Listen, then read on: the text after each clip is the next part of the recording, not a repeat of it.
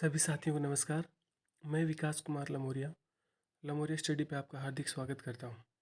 आज का जो अपना विषय है वो है जो कल रीट के लिए फर्स्ट लेवल और सेकंड लेवल के लिए जो परीक्षा योजना और जो पाठ्य विवरण यानी कि सिलेबस डाला गया है, हम उसके बारे में बात करेंगे। तो सबसे पहले तो मैं आपको ये बता दूं कि कई जो अभ्यर्थी हैं, परीक्षार्थी हैं, वो असमंजस की स्थिति में है कि सर क्या एक ही पेपर होगा, क्या क्या रीट नहीं होगी क्या? ठीक है, तो मैं आपको बता दूं कि रीट भी अपने यथा समय पर आयोजित की जाएगी। ठीक है, बात करें कि जो 2022 के अंदर जो अध्यापक तृतीय श्रेणी अध्यापक द्वितीय लेवल का जो एग्ज़ाम होने वाला है वो दो स्तरों पर होगा। ठीक है, पात्रता परीक्षा होगी रीट की, जो जुलाई में संभावित तिथि आपको दी गई है कि जुलाई के अंदर हो जाएगी रीट की एग्ज़ाम। और उसके बाद में जिस पेपर के बेस के ऊपर, जिस पेपर पर आपका सिलेक्शन होना है, वो एग्ज़ाम होगी बाद में, जो संभवतः अक्टूबर से लेकर दिसंबर तक किसी भी महीने में हो सकती है। ठीक है, तो दो एग्ज़ाम होंगे, निश्चित रहें। पहली पात्रता परीक्षा और उसके बाद में आपका कंपटीशन एग्ज़ाम होगा जो सीधी भर्ती परीक्षा बोलते हैं जिसे, वो होगी आपकी, और उसी के बेस पर आपका चयन होगा। अब बात करें कि ये जो सिलेबस आया है ये कौन से पेपर का सिलेबस है। तो रीट की जो एग्ज़ाम होगी आपकी, पात्रता परीक्षा जो होगी जुलाई में, उसका जो सिलेबस है वो रहेगा जो पहले सिलेबस था। जैसे आप, अगर आपने 2021 में अगर रीट का एग्ज़ाम दिया है तो वही सिलेबस अब इसमें रहने वाला है। यानी कि जो 2017 में था, 18 में था, जो 2021 में जो सिलेबस था रीट के लिए, वही सिलेबस है। ठीक है, उसी के अकॉर्डिंग आपको तैयारी करनी है आपकी पात्रता परीक्षा के लिए।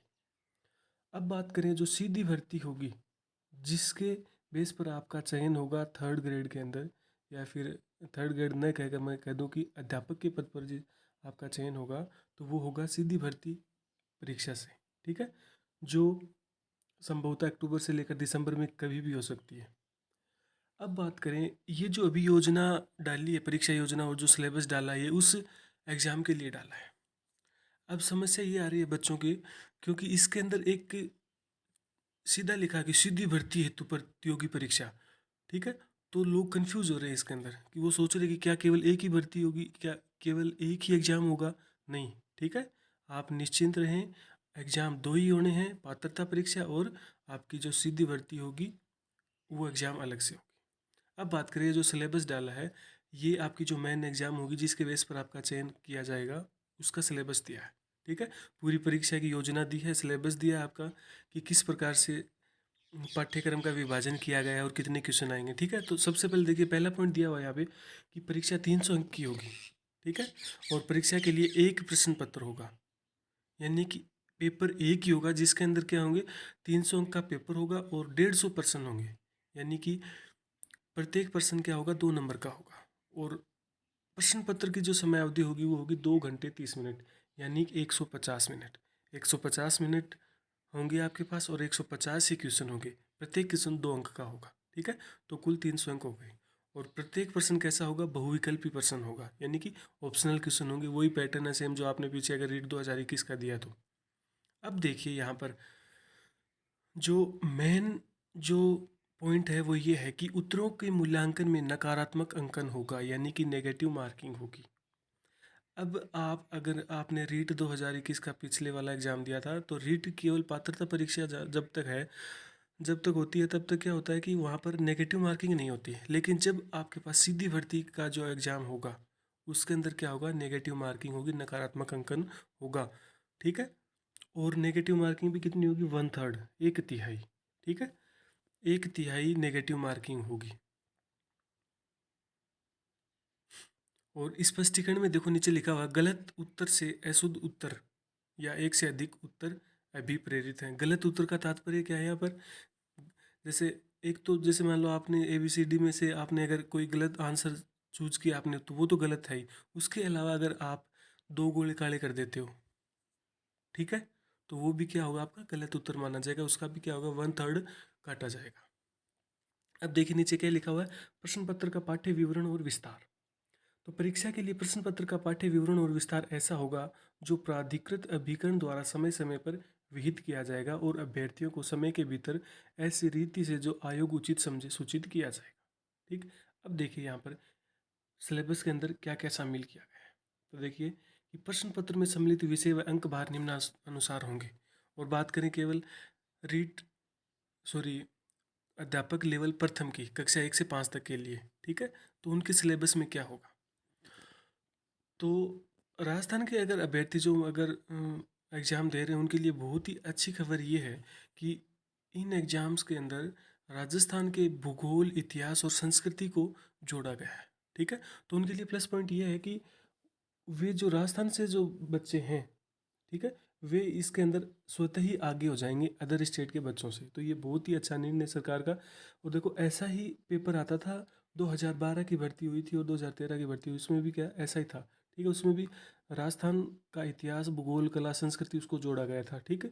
जिससे क्या हुआ था कि जो राजस्थान के जो बच्चे हैं उनको इस पेपर में आगे बढ़ने में हेल्प मिलती है, ठीक है, अदर स्टेट के बजाय। सबसे पहले देखिए, पहला जो है वो है राजस्थान का भौगोलिक, ऐतिहासिक और सांस्कृतिक ज्ञान, 90 अंक का है, ठीक है। 90 अंक का तात्पर्य है यहाँ पर कि 45 क्वेश्चन, ठीक है। 45 क्वेश्चन आएंगे राजस्थान की ज्योग्राफी से, हिस्ट्री से, और जो कल्चरल है, राजस्थान का कल्चर है। भूगोल के अंदर तो आपको, आप देखिए भूगोल के अंदर कौन से टॉपिक होते हैं, जैसे राजस्थान का मैप आपको बहुत अच्छे से याद करना होगा। राजस्थान का मैप आपको 33 के 33 जिले पता होना चाहिए। राजस्थान के नॉर्थ, साउथ, ईस्ट, वेस्ट की जो भी डायरेक्शन है, कौन से जिले अवस्थित हैं, ठीक है, कौन सा जिला कहाँ पर अवस्थित है, ये भौगोलिक स्थिति आपको आनी चाहिए। फिर भौतिक प्रदेश हो जाएंगे, ठीक है। फिर उसके अलावा जलवायु हो जाएगी और जनगणना हो जाएगी, ठीक है।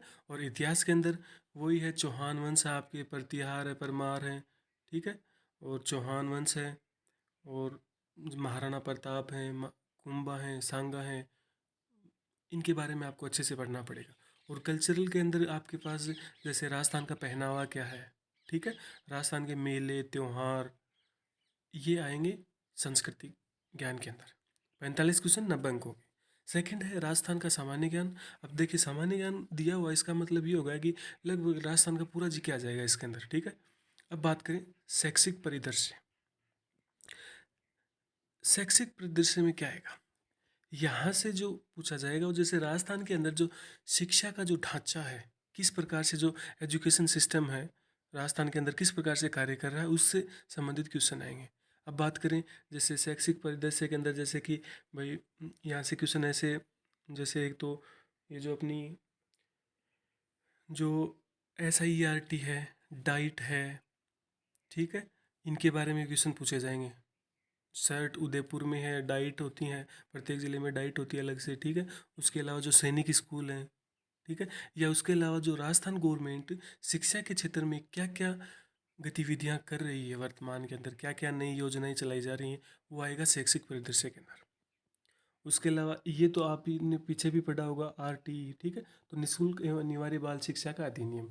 और सामयिक विषय, सामयिक विषय का तात्पर्य है कि जो करंट है वो, और जहाँ तक इस विज्ञप्ति से समझ में आ रहा है वहाँ तक कि केवल और केवल राजस्थान का ही करंट अफेयर्स पूछा जाएगा, ठीक है। ये भी कितने का है, 90 अंक का, यानी कि 45 क्वेश्चन तो यहाँ से आएंगे और 45 क्वेश्चन ऊपर हो गए आपके, 90 क्वेश्चन हो गए। अब बात करें विद्यालय विषय में, हिंदी 10 अंक की आएगी, अंग्रेजी 10 अंक की आएगी, गणित 10 अंक की, सामान्य विज्ञान 10 अंक की, सामाजिक अध्ययन 10 अंक की, यानी कि प्रत्येक विषय के 5-5 क्वेश्चन आएंगे।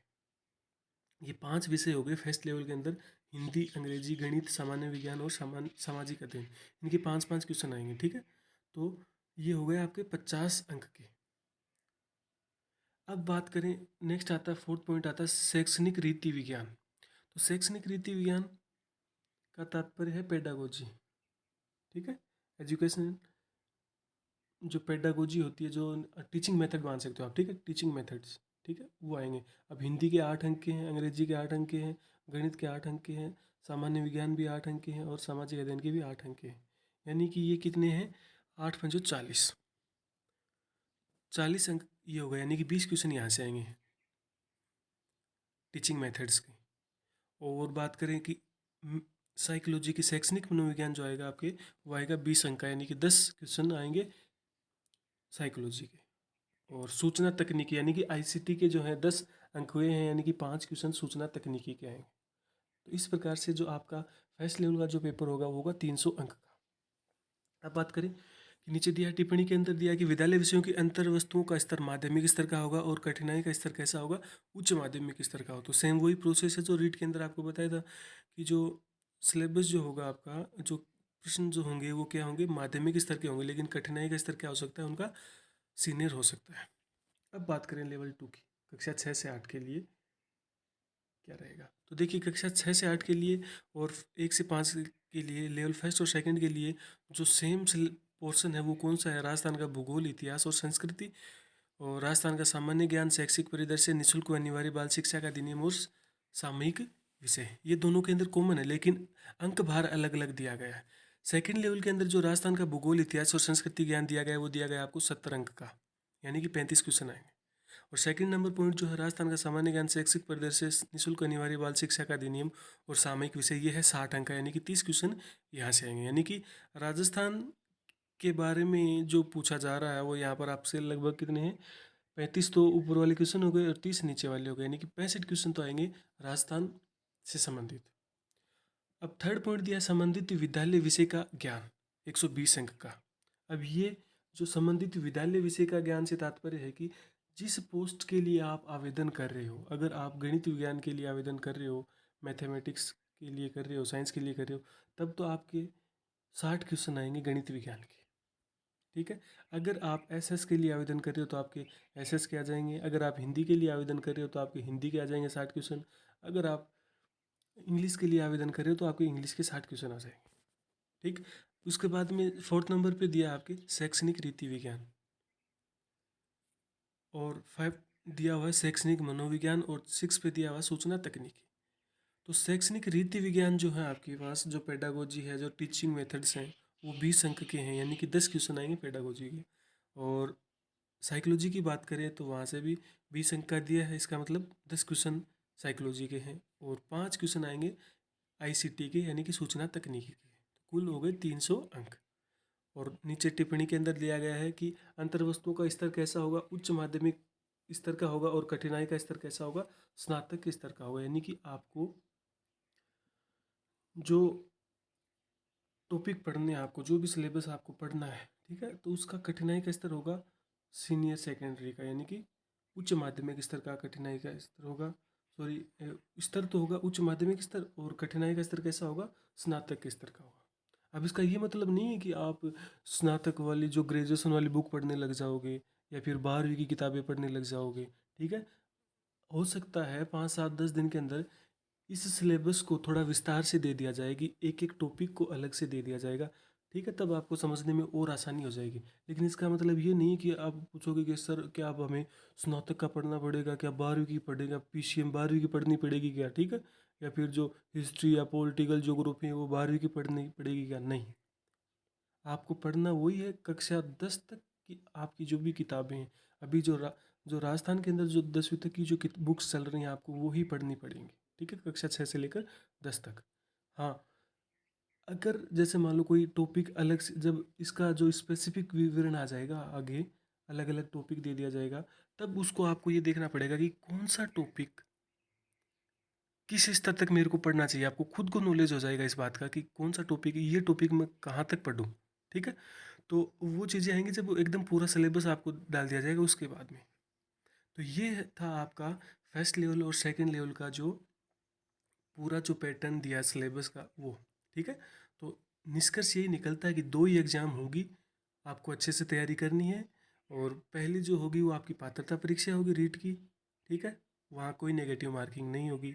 और जो मेन एग्ज़ाम होगी जिसके बेस पर आपका चयन होगा अध्यापक के पद पर, वो लगभग अक्टूबर से लेकर दिसंबर तक कभी भी हो सकती है। ठीक है, उसके अंदर नेगेटिव मार्किंग होगी 1/3, और उसी का ये सिलेबस डाला गया है। रीट के लिए आपको वैसे ही तैयारी करनी है जो रीट 2021 में आपने जैसे की थी, वैसे ही आपको तैयारी करनी है पात्रता परीक्षा के लिए। अब देखिए, यहाँ से कुछ बातें मैं आपको बता दूं कि जैसे राजस्थान का भूगोल, इतिहास, संस्कृति है। ठीक है, तो थोड़ा सा आप क्या कीजिए कि जैसे अभी आप रीट की तो तैयारी कर ही रहे थे, साथ साथ में क्या कर दीजिए, राजस्थान के जीके को इम्पोर्टेंस दीजिए, कम से कम 2 या 3 घंटे उसको दीजिए साथ में। क्योंकि 130 अंक मायने रखता है, सेकंड लेवल के अंदर 130 अंक का राजस्थान का जीके। ठीक है, तो आपको ज़्यादा नहीं तो कम से कम 2 ढाई 3 घंटे आपको देने चाहिए, और अभी से देने चाहिए। क्योंकि जब ये एग्ज़ाम हो जाएगी पात्रता परीक्षा, तो उसके बाद में अचानक से आपके प्रेशर पड़ेगा और फिर आप इतनी ज़्यादा तैयारी नहीं कर पाओगे। ठीक है, तो अभी से स्टार्ट हो जाओ कि राजस्थान का जीके आपको पढ़ना है। ज्योग्राफी, हिस्ट्री, सांस्कृतिक ज्ञान, ठीक है, ये आपको पढ़ना पड़ेगा। अब देखिए किस प्रकार से आप पढ़ें, इन चीज़ों को किस प्रकार से आप पढ़ें। तो या तो सब, अगर आपने आज तक बिल्कुल भी नहीं पढ़ा, आपने अगर राजस्थान का जीके के बारे में, कई बच्चे ऐसे हैं जिन्होंने आज तक भी नहीं पढ़ा है राजस्थान का जीके, तो वो अपना बेस मजबूत करने के लिए जो कक्षा 6 7 8 के अंदर जो राजस्थान अध्ययन की बुक चलती हैं 6 से लेकर 10 तक, ठीक है, पहले आप उनको पढ़िए। उनके अंदर है ना ज़्यादा समय नहीं लगेगा आपको।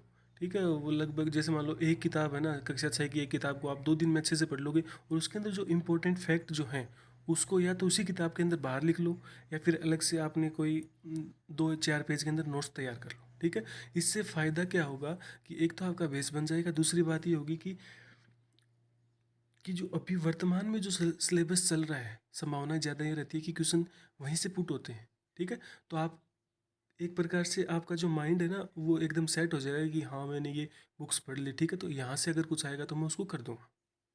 तो वो बुक तो आपको कंपलसरी पढ़नी चाहिए।